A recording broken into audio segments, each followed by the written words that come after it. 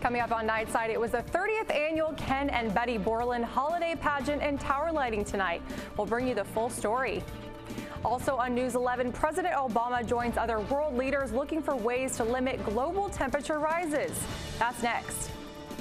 Also on News 11, new information on the gunman who opened fire in a Planned Parenthood building in Colorado Springs Friday. That's tonight on Nightside, which begins right now. From the KYMA studios, covering Yuma and the Imperial Valley, this is Nightside on KYMA News 11.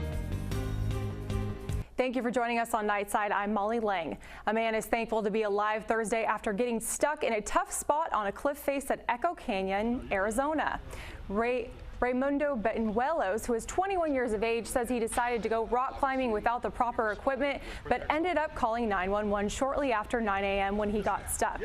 Phoenix Fire called out technical rescue crews to climb above Raimundo's perch and then rappel down to him. Phoenix Fire called the operation a very serious rescue because of the dangers that he was facing. I just thought I could get there through another different way, or I don't know, I wasn't thinking. I just started rock climbing and I ended up getting stuck. That's Camelback Mountain in Phoenix, if you're familiar with the area. And tonight, new information on the gunman who opened fire in a Planned Parenthood building in Colorado Springs Friday. Sources say he may have been motivated by his opposition to abortion. This as a community mourns the loss of 3 of their own, including a police officer. Leanne Gregg has the latest. And a vigil was held today in honor of the victims of Friday's shooting inside a Planned Parenthood clinic. Dozens gathered at a Unitarian Universalist church to remember the 2 civilians and 1 police officer killed when 57-year-old Robert Deere opened fire inside the building and had a 5-hour standoff with police. The CEO of Planned Parenthood of the Rocky Mountain region, Vicki Cowart, praised the 15 health workers inside the building and all of the first responders for their efforts. Cowart says the entire national community was attacked Friday and that they will adapt and go on. And so far, no word on a motive behind the shooting. Cowart says repairs to the Planned Parenthood building have begun, but the site will not reopen for a while. And the annual Desert Southwest Dog Show has been happening the past few days, and Phoenix O'Connor was there today and brings us the latest. Thank you, Phoenix. Well, the dog show has been in Yuma for many decades and has become a tradition to many dog breeders in the Desert Southwest. Well, the International Climate Change Summit begins Monday in France. President Obama joins other world leaders looking for ways to limit global temperature rises. NBC's Gabe Gutierrez reports from Paris.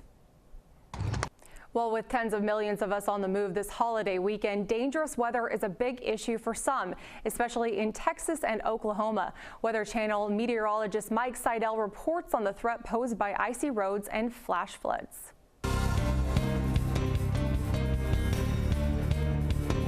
Well, I hope everyone enjoyed their Saturday. These colder temperatures are going to be happening for the next couple of days.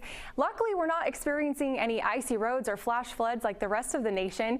Chase Golightly is standing by in our weather center to tell us more about our outside conditions. I know that I was at Desert Sun Stadium tonight and I wore flip-flops, which was a bad choice. Yeah, I'm a little frozen. I was going to say, I'm surprised your toes didn't freeze off. It's very chilly outside, especially with the sun going down. We're getting temperatures in the 40s for our lows tonight. Coming up in just a little bit.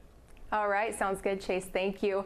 Well, the Caballeros de Yuma sponsored the 30th annual Ken and Betty Borland holiday pageant and tower lighting at Desert Sun Stadium earlier tonight. There were lots of beautiful dance performances, including Joy Extravaganza by Dawn's Dance Studio, as you can see there. And What's This? A Nightmare Before Christmas dance by Jams. Oh Holy Night performed by Dancers Workshop. And former Miss Yuma County Casey Turner was one of the dancers in the group. Beautifully done there. And Whatchamahoo by Dance Makers with Grinch, and then moving on, Waltz of the Flowers by Arizona Classical Ballet, and Jazz of Yuma performed Charlie Brown Christmas, which was such a treat and very, very nicely done. I loved all the characters there. Holiday pageant and tower lighting. We'll have a dozen or so groups singing, dancing, and performing tonight. We'll have a visit from Santa Claus at the end of the night. We'll have lighting of the tower, and we'll have a recognition of the citizen of Yuma tonight. 2014 Citizen of the Year is Jerry and Lenore Stewart, and they were recognized tonight.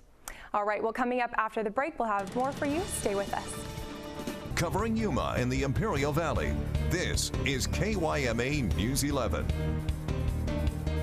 Welcome back, everyone. Well, on this holiday weekend, it's hard for any of us to escape the bombardment by retailers fighting for our business, whether online or in stores. They call this day Small Business Saturday. It's all about luring in shoppers and providing them a more personal touch. NBC's Rahima Ellis joined some of them today. Coming up after the break, we will tell you who was injured in Friday's game against the Clippers in LA. That's next. We'll take a full look at your weather forecast and tell you what to expect for tomorrow and the beginning of your week. Stay with us on Nightside. Welcome back, everyone. Hopefully you are staying warm as it is chilly outside. We are expecting low temperatures in the 40s tonight, but we will be getting warmer later in the week. Standing by in our weather center is our very own Chase Golightly to tell us more about these colder temperatures. Hey, Chase. Hey, Molly, you're right. We will be expecting those lower temperatures throughout the beginning of the week. That low pressure system is still in our area.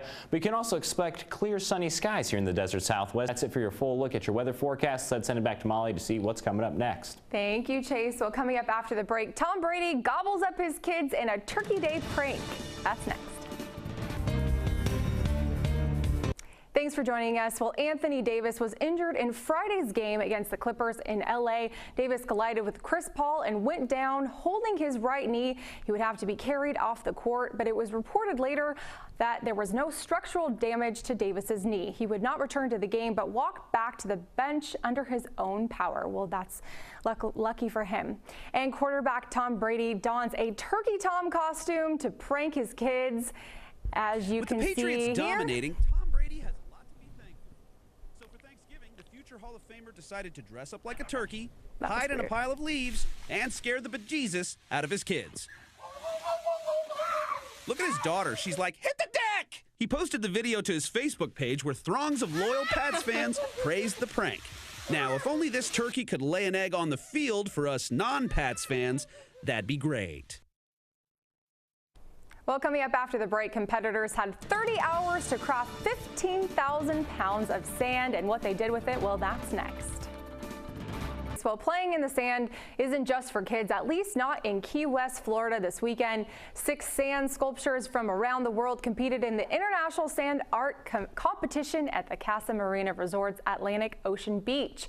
Competitors had 30 hours to craft 15,000 pounds of sand into prized piles of design using only water and a select few hand tools without using electric tools, molds, or glue finished. And this one, as you can see here, stood 7 feet tall and included tributes to Star Wars and Jimi Hendrix. Well, thank you so much for joining us. Join us tomorrow for Nightside.